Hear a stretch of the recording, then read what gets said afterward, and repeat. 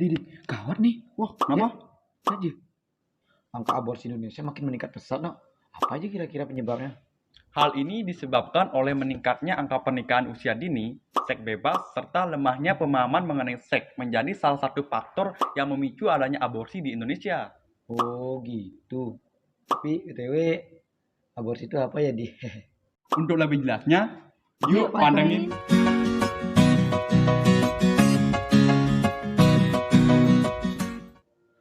Tidak sedikit wanita yang akhirnya memutuskan untuk mengakhiri masa kehamilannya dengan jalan aborsi karena berbagai alasan. Praktek ini memang masih menuai pro dan kontra, sebab ada beberapa negara yang melegalkan praktek aborsi ini. Sementara di negara lain masih aja ada yang menganggap sebagai tindakan ilegal. Sementara di Indonesia, aturan mengenai aborsi ini diatur dalam pasal 75 Undang-Undang Nomor 36 Tahun 2009 tentang Kesehatan. Di dalam undang-undang tersebut dinyatakan bahwa aborsi di Indonesia tidak diizinkan. Ada berbagai penyebab seseorang melakukan tindakan aborsi, antara lain hamil di luar nikah, ketidakmampuan ekonomi, kurangnya dukungan keluarga, hingga masalah dengan pasangan.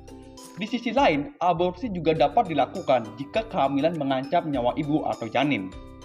Adapun dampak yang ditimbulkan dari aborsi ilegal ini diantaranya: yang pertama, pendarahan hebat; yang kedua, infeksi pada rahim; yang ketiga, kemandulan; dan yang paling parah adalah meningkatnya risiko keguguran. Melihat banyaknya dampak negatif dari aborsi ilegal ini, maka kami dari kelompok 4 akan menawarkan solusi, yakni pentingnya pemahaman penggunaan alat kontrasepsi ketika berhubungan seksual seperti kondom, diafragma, dan IUD atau AKDR. Nah, kondom adalah alat kontrasepsi yang paling mudah digunakan dan paling minim efek samping. Pasalnya, tidak seperti alat kontrasepsi lain yang dapat mempengaruhi hormon. Kondom tidak demikian efek sampingnya. Kondom dibagi menjadi dua bagian, yakni kondom pria dan wanita. Kondom pria adalah kondom untuk pria, lebih banyak dijual di pasaran dan lebih sering digunakan oleh pasangan karena lebih mudah pemakaiannya. Kondom pria digunakan pada laki-laki sebelum berhubungan intim dan dilepas setelah selesai berhubungan intim. Dibandingkan dengan kondom pria, kondom untuk wanita memang lebih jarang tersedia, tetapi bukan berarti tidak ada. Cara memakai kondom wanita adalah dengan dimasukkan ke liang vagina hingga menyentuh rahim. Bedanya dengan kondom pria, kondom wanita dapat digunakan beberapa jam sebelum berhubungan intim. Dengan menggunakan kondom dalam berhubungan seks dapat mencegah kehamilan yang tidak diinginkan.